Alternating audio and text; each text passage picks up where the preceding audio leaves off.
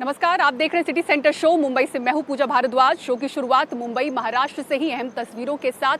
कुछ घंटों की तेज बारिश में मुंबई फिर से पानी पानी होती दिखी। खासतौर से जो समुद्री इलाके, इस वक्त हम मुंबई के वर्ली सी फेस इलाके में हैं और समुद्री इलाकों के पास घरों को खाली कराया गया क्योंकि समंदर आज उफान पर दिखा। 4.5 मीटर ऊंची लहरों की चेतावनी थी। इसी के साथ ही जो निचली इलाके हैं वहां पर पानी भरता हुआ दिखा और महाराष्ट्र के कई जिलों में बाढ़ जैसे हालात पैदा हुए। तो शुरुआत हम कर रहे हैं सिटी सेंटर शो की मुंबई महाराष्ट्र से कुछ खास तस्वीरों के साथ। महाराष्ट्र में लगातार तेज बारिश से कई जिले पानी पानी हुए। कई जगह बाढ़ जैसे हालात हुए। रेलवे ट्रैक से लेकर घरों तक पानी भर गया। आर्थिक राजधानी मुंबई की रफ्तार रुकी। अंधेरी सबवे, किंग सर्कल जैसे इलाकों में पानी भरता हुआ दिखा। मेट्रो के साथ साथ ट्रेन सेवाएं 20 से 30 मिनट के लिए प्रभावित हुई। नवी मुंबई की बात करें तो यहाँ पर वाशी हाईवे से सटी वाशी प्लाजा सोसाइटी की दीवार ढह गई। वहां खड़े जो दोपहिया वाहन थे वो दब गए। मुंबई शहर, मुंबई उपनगर, रत्नागिरी, सिंधुदुर्ग और रायगढ़ जिलों में पिछले 24 घंटों में भारी बारिश हुई है। रत्नागिरी जिले से गुजरने वाले मुंबई गोवा हाईवे की बात करें तो वो भी भूस्खलन के कारण प्रभावित हुआ। मौसम विभाग ने रत्नागिरी और रायगढ़ जैसे जो तटीय जिले हैं उनके लिए रेड अलर्ट और पालघर, ठाणे, सिंधुदुर्ग, पुणे, सतारा और कोल्हापुर जैसे जो इलाके हैं उनके लिए ऑरेंज अलर्ट जारी किया है।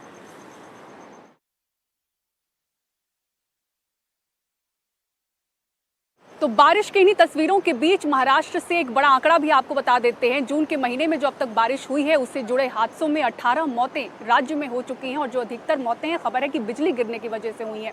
और अब एक अहम तस्वीर मुंबई से देखिए। हर बारिश किस तरह से मुंबई का मेकअप उतरता हुआ दिखता है। दक्षिण मुंबई में अचानक सड़क धंसती है।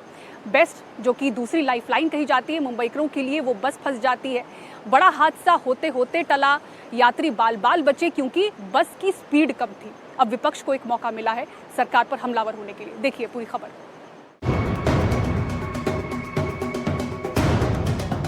बरसात शुरू होते ही सबसे महंगी मुंबई का मेकअप उतरता दिखता है। अचानक सड़क धंसी और बेस्ट की बस करीब 5 फुट गहरे गड्ढे में जा फंसी। तस्वीरें गिरगांव मेट्रो स्टेशन के पास की हैं। पास में ही मेट्रो का काम भी चल रहा था। जानकारी के मुताबिक हादसे के वक्त करीब 30 यात्री बेस्ट की बस पर सवार थे, पर राहत की बात रही कि बेस्ट की स्पीड कम होने के कारण कोई हताहत नहीं हुआ। लेकिन विपक्ष को मौका मिल चुका है। फिर एक बार ट्रिपल इंजन सरकार का घोटाला सामने आया है। मुंबईकरों की जान खतरे में डालने का काम ये सरकार कर रही है। इस घटना की जांच होनी चाहिए और जो कोई घोटाले में शामिल है उन पर कड़ी से कड़ी कार्रवाई होनी चाहिए। 1.5 घंटे की मशक्कत के बाद गड्ढे से बस को निकाला गया। तब तक व्यस्त मुंबई की सड़क पर गाड़ियां थमी रही। हादसे का वक्त सुबह 9:25 था, जब सड़क पर बड़ी संख्या में लोग दिखते हैं, लेकिन बस की कम स्पीड ने वाहन के अंदर और रोड पर मौजूद लोगों की जिंदगियां बचाईं। पर सवाल छोड़ गई उन दुरुस्त तैयारियों और करोड़ों की सड़क मरम्मत के दावों पर जो हर बारिश से पहले की जाती है। मुंबई से सुजाता द्विवेदी के साथ ब्यूरो रिपोर्ट, एनडीटीवी इंडिया। बढ़ते हैं आगे और अब बात अहमदाबाद प्लेन क्रैश की। इसे उड़ाने वाले कैप्टन सुमित सब्रवाल का पार्थिव शरीर कल मुंबई पहुंच रहा है। जितनी बेताबी देश को ये जानने की है कि आखिर इस हादसे की वजह क्या थी, उतनी ही बेताबी ये जानने की है कि कैप्टन सुमित सब्रवाल आखिर थे कौन। 8,200 घंटों का उड़ान अनुभव हो या फिर 13 सालों का बोइंग 787 ड्रीमलाइनर उड़ाने का अनुभव, उन्हें जानने वाले उनके करीबी ये सोचकर निशब्द हैं कि आखिर इतने अनुभवी पायलट होने के बावजूद इतना बड़ा हादसा आखिर हुआ कैसे। आखिर के 40 सेकंड में आखिर क्या कुछ हुआ, दिखाते हैं मुंबई से आपको ये रिपोर्ट।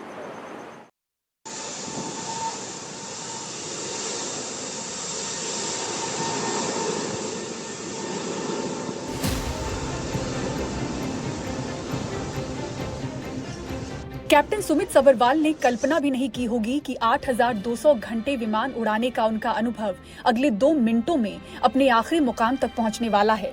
टेक ऑफ करते ही चंद सेकंड्स में आग के गोले में तब्दील हुए AI-171 को कैप्टन सुमित सब्रवाल ही उड़ा रहे थे। आसमान से लेकर जमीन तक क्षण भर में जान गंवाने वाले 270 लोगों में खुद कैप्टन भी शामिल रहे।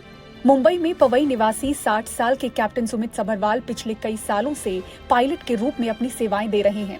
उन्हें 8,200 घंटे का विमान उड़ाने का अनुभव था। इतने घंटों का अनुभव बड़ा रिकॉर्ड माना जाता है। एयर इंडिया के लिए बोइंग 787 ड्रीमलाइनर विमान को वो तब से उड़ा रहे थे जब विमान को 2012 में पहली बार बेड़े में शामिल किया गया था। यानी करीब 13 सालों से कैप्टन सुमित बोइंग 787 ड्रीमलाइनर विमान के साथ सहज थे। उन्होंने बोइंग 777 जैसे बड़े विमान भी उड़ाए, पायलटों को ट्रेनिंग भी देते थे। ऐसे में उनकी प्रतिभा, सजगता और ज्ञान के साथ एहसास करने वाले लोग आज निशब्द हैं। वो शायद 11-12 साल से इसी जहाज में थे, तो उनका अनुभव इतना ज़्यादा था इस जहाज पे और इतना कंफर्टेबल थे। वो खुद ट्रेनिंग देते थे, मैंने खुद ट्रेनिंग लिया उनके अंडर। और बहुत नॉलेजेबल आदमी, बहुत धैर्य के साथ काम करते थे वो लोग, प्रोफेशनल। अब जैसे भी बोलोगे आप, वो सब में नंबर 1 थे, मतलब सब में खड़ा उतरेंगे वो। तो उनके टैलेंट पे, उनके रिफ्लेक्सेस पे, उनके नॉलेज पे कोई डाउट नहीं है मुझे। हालांकि अपनी फील्ड में नंबर 1 कहलाए जाने के बावजूद वो नौकरी छोड़ने का मन बना रहे थे। वजह 88 साल के बुजुर्ग पिता की सेवा करने की इच्छा। अपने पिता के साथ मुंबई में रह रहे कैप्टन सुमित सभरवाल ने शादी नहीं की, वो सिंगल रहे। 2 साल पहले उनकी माता का देहांत हुआ था, जिसके बाद उनके पिता की जो देखरेख की पूरी जिम्मेदारी है वो कैप्टन सुमित सभरवाल पर ही आ गई थी। लेकिन व्यस्तता के कारण वो ज्यादा समय अपने पिता को नहीं दे पा रहे थे। खबर ऐसी भी है कि लंदन ट्रिप से पहले उन्होंने अपने पिता से ये वादा किया था कि लौटने के बाद वो कोशिश करेंगे कि जल्द नौकरी छोड़ें और उनकी सेवा में लग जाएं। बहुत ही शांत और पीसफुल नेचर के थे, बहुत ही प्रोफेशनल थे। उनके फ्लाइंग काल में ऐसा कुछ भी कंप्लेंट नहीं किया, कुछ भी ये नहीं था कि उनके ऊपर उंगली उठाई जा सके। वो बिहेवियर में और लोगों के साथ बहुत ही प्रोफेशनल थे। जब वो फ्लाइंग नहीं करते थे तो यहाँ पे एक साथ हम मिलते थे, इवेंट्स में पार्टिसिपेट करते थे वो सोसाइटी के, जो कि सोशल इवेंट्स वगैरह में। तो वैसे बहुत अच्छी दोस्ती थी और बहुत ही नम्र किस्म के इंसान थे। मेडे थ्रस्ट नहीं मिल रहा, पावर कम हो रही है, प्लेन उठ नहीं रहा, नहीं बचेंगे। 5 सेकंड के इस मैसेज में कैप्टन सुमित सभरवाल ने एटीसी से संपर्क साधने की कोशिश की थी। संदेश साफ था, विमान हादसे का शिकार होगा, जल्दी राहत दल रवाना हो। उनके अंतिम संदेश के साथ ही विमान मेडिकल कॉलेज की हॉस्टल की बिल्डिंग से जा टकराया। आगे घनी कॉलोनी थी, विमान थोड़ा और आगे गिरता तो जमीन पर तबाही और बड़ी दिखती। वो आखिरी 40 सेकंड में क्या हुआ, कैप्टन ने विमान को बचाने की क्या कोशिशें की, ब्लैक बॉक्स इसकी सटीक जानकारी देगा। मुंबई से bureau report, NDTV India. Kedarnath घाटी में जिस तरह से कल हेलीकॉप्टर हादसा हुआ वो याद दिला रहा है कि लगातार ऐसे हादसे यहाँ पर हो रहे हैं। 14 सालों में देखें तो 13 ऐसे हादसे हो चुके हैं, 41 लोगों की जान जा चुकी है। पर ऐसा लग रहा है कि उत्तराखंड सरकार अब जाकर हरकत में आई है। देखिए।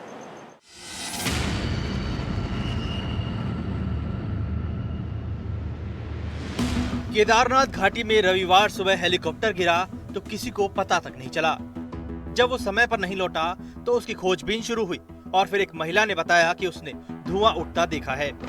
दरअसल उत्तराखंड में हेलीकॉप्टर सेवाओं की तो बाढ़ आ गई है, लेकिन सुरक्षित यात्रा के पूरे इंतजाम तक नहीं है। केदार घाटी में कोई एटीसी यानी ट्रैफिक कंट्रोल सिस्टम नहीं है। कभी यहाँ वेदर स्टेशन बनाने की बात थी जो नहीं बना, जबकि रामबाड़ा से जंगल चट्टी तक मौसम बहुत तेजी से बदलता और बिगड़ता है। हेलीकॉप्टर सेवाओं की मनमानी रोकने का कोई पुख्ता तंत्र नहीं है।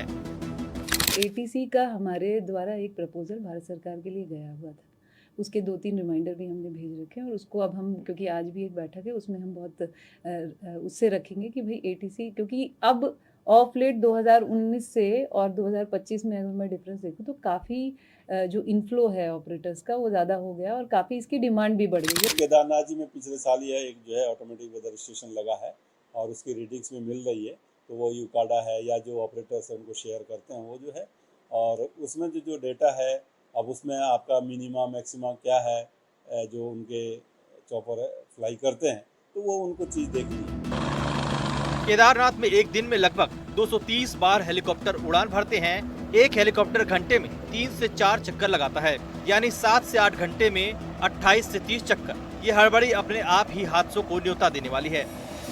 तीनों जगह से देखेंगे, फाटा, सिरसी और गुप्तकाशी, इसमें हमारी 9 कंपनियां हैं और इनके स्लॉट्स डिफाइन होते हैं और स्लॉट्स में डीजीसीए का जो सर्कुलर है उसी के हिसाब से वो स्लॉट्स हम डीजीसीए को बता देते हैं। जैसे एक घंटे का जो स्लॉट्स होता है उसके अंदर फ्यूलिंग का भी पार्ट होता है, रिफ्यूलिंग का पार्ट होता है, बाकी सारी चीज़ें इंक्लूड करते हुए हम इनकी सॉर्टेज डिफाइन करते हैं।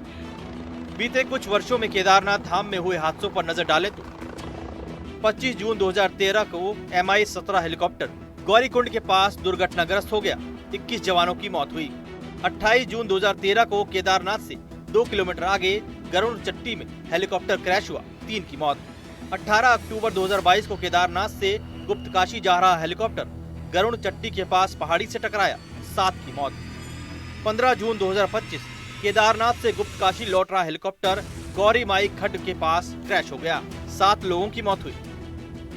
राज्य में हो रहे हेलीकॉप्टर हादसों को लेकर अब एक इंटीग्रेटेड कमांड सेंटर बनाने की बात की जा रही है। ये हुआ कि DGCA और अन्य एजेंसीज के कुछ ऑफिसर्स यहाँ पे परमानेंटली बेस्ड रहेंगे और एक तरह से हम ये पूरे जो सहस्त्रधारा हेलीपोर्ट है इसको integrated control command coordination and communication centre के रूप में इसको विकसित किया जाएगा। हादसों के बाद सरकार जगी है और अब पुख्ता व्यवस्था बनाने की बात हो रही है, लेकिन खामियां और जरूरतें पहले से पता थी पर एक्शन नहीं लिया गया। उत्तराखंड से किशोर रावत की रिपोर्ट, NDTV इंडिया।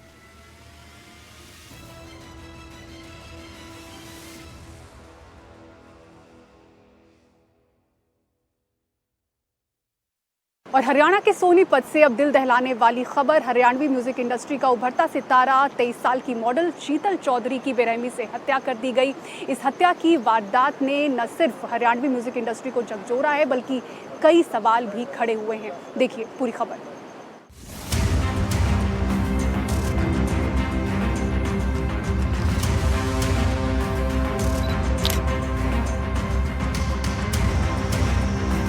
सोनीपत का खरखोदा इलाका, जहां रविवार की देर रात रिलायंस नहर में एक युवती का शव तैरता मिला। शव की पहचान हुई पानीपत की रहने वाली शीतल चौधरी के रूप में, जो हरियाणवी म्यूजिक इंडस्ट्री में मॉडलिंग के साथ साथ सोशल मीडिया पर अपनी अलग पहचान बना रही थी। गले पर गहरे कट के निशान और शरीर पर चोटें इस बात की गवाही दे रही थीं कि ये कोई हादसा नहीं बल्कि एक सुनियोजित हत्या थी। नेहा ने ये मुकदमा दर्ज कराया था कि मेरी बहन लापता हो गई है। उसके बाद में पुलिस इन्वेस्टिगेशन में करके डेड बॉडी का पता किया कि यहाँ सोनीपत थाना खरखोदा में डेड बॉडी बरामद हुई है। शीतल की बहन नेहा ने बताया कि 14 जून को शीतल गांव अहर में एक हरियाणवी एल्बम की शूटिंग के लिए गई थी, लेकिन वो वापस नहीं लौटी। नेहा ने थाने में गुमशुदगी की शिकायत दर्ज की थी, लेकिन रविवार को शीतल का शव नहर में मिला। जो हमारी नहर है इसमें कार डूब गई थी और वो कार इसराना का रहने वाला एक लड़का था, सुनील नाम का, उसकी गाड़ी थी वो। और उसके बाद उस गाड़ी को निकाला गया। जो लड़का था उसमें, जो ड्राइवर उसको चला रहा था, वो तैर के बच गया था कि ये इसी गाड़ी में ये लड़की थी, ये लड़का इसको लेके गया हुआ था। इसी ने इसका हो सकता है इसने हत्या की हो क्योंकि उसको चोटें हैं। पुलिस की जांच में एक नया मोड़ तब आया जब शीतल के दोस्त सुनील का नाम सामने आया। बताया जा रहा है कि शीतल आखिरी बार सुनील से ही मिली थी। अब पुलिस ने सुनील को हिरासत में ले लिया है। FIR दर्ज कर ली गई है और उसी कर हम उस लड़के को काबू करके उसको अरेस्ट किया। पुलिस ने बताया कि शीतल शादीशुदा थी और उनका 5 महीने का एक बच्चा भी था। 4-5 साल से इनकी आपस में दोस्ती थी। स्पष्ट तरीके से अभी कारण का कुछ पता नहीं है। तो शीतल का डिस्प्यूट चल रहा था, कोई वो अपने हस्बैंड से अलग रह रही है। कोई बच्चा भी था शीतल का, कोई 5-6 महीने का बच्चा बचा रहे हैं। इस हत्याकांड ने कई सवाल खड़े कर दिए हैं। क्या शीतल को शूटिंग के बहाने फंसाया गया? क्या सुनील इस साजिश का हिस्सा है? और सबसे बड़ा सवाल, शीतल जो एक शादीशुदा महिला थी और जिनका 5 महीने का बच्चा है, उनके निजी जीवन का ये विवाद इस हत्या से कैसे जुड़ा है? उनके 1.6 लाख से ज्यादा इंस्टाग्राम फॉलोअर्स हैं। उनके वीडियो और तस्वीरों को देखकर उनकी जिंदादिली की तारीफ करते थे। शीतल चौधरी की हत्या एक ऐसी गुत्थी है जो हरियाणवी म्यूजिक इंडस्ट्री और सामाजिक रिश्तों की गहराइयों को कुरेद रही है। क्या ये हत्या एक सुनियोजित साजिश थी? क्या सुनील सच छुपा रहा है? और क्या शीतल के निजी जीवन का कोई राज इस हत्याकांड की वजह बना? Bureau report, NDTV India.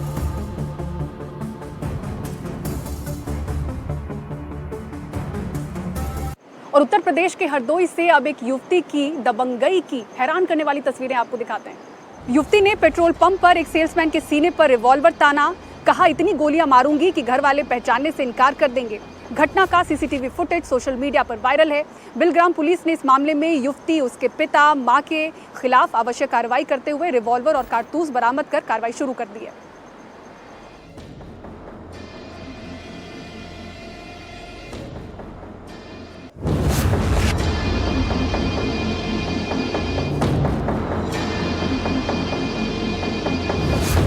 ये कोई फिल्म की शूटिंग का सीन नहीं है, ना ही ये कोई फिल्मी अफसाना है। ये है हरदोई की रिवॉल्वर रानी, जिसने पेट्रोल पंप पर हुई मामूली कहासुनी के बाद पेट्रोल पंप कर्मचारी के सीने पर कट्टा तान दिया। युवती ने सेल्समैन को डराया, धमकाया और कहा कि इतनी गोली मारूंगी कि घर वाले भी पहचान नहीं पाएंगे। लेकिन क्यों? कर्मचारी का गुनाह बस इतना था कि सेफ्टी नियमों को लेकर कर्मचारी ने सीएनजी भरते समय परिवार को गाड़ी से बाहर आने के लिए कहा था।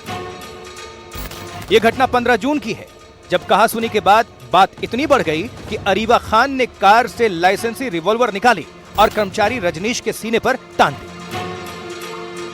सवाल कई हैं, लेकिन सबसे बड़ा सवाल यह है कि क्या आम लोगों में इतनी हिम्मत आ गई कि वो किसी कर्मचारी को गोली मारने की धमकी दे दें? सीसीटीवी में कैद इस डरावने मंजर ने सोशल मीडिया पर तहलका मचा दिया। वीडियो वायरल होने के बाद हरदोई पुलिस हरकत में आई। तुरंत मौके पर पहुंचकर अरीबा खान और पिता एहसान खान के खिलाफ एफआईआर दर्ज की गई।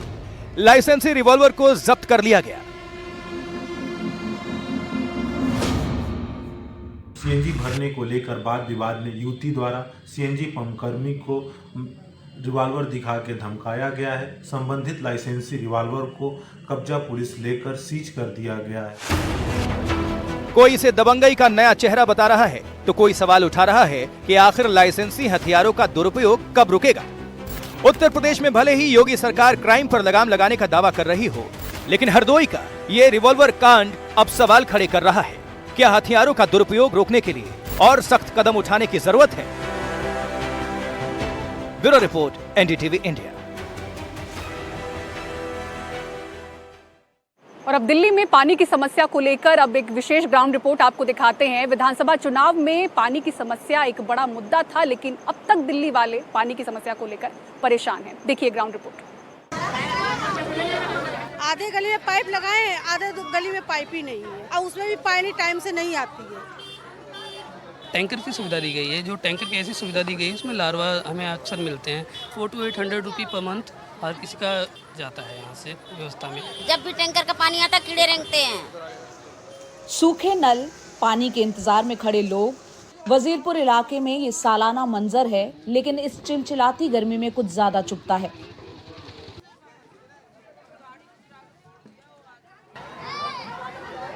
क्या महिलाएं, क्या बच्चे और बुजुर्ग, सभी टैंकर आते ही टूट पड़ते हैं, क्योंकि टैंकर के आने का भी कोई वक्त तय नहीं।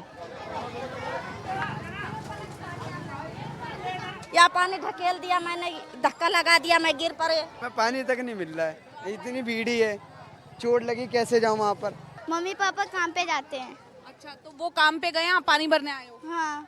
तो लेकिन अगर आपको पानी नहीं मिलेगा तो फिर क्या करोगे? फिर तो छोड़ देंगे, क्या करेंगे, अब मजबूरी है हमारा।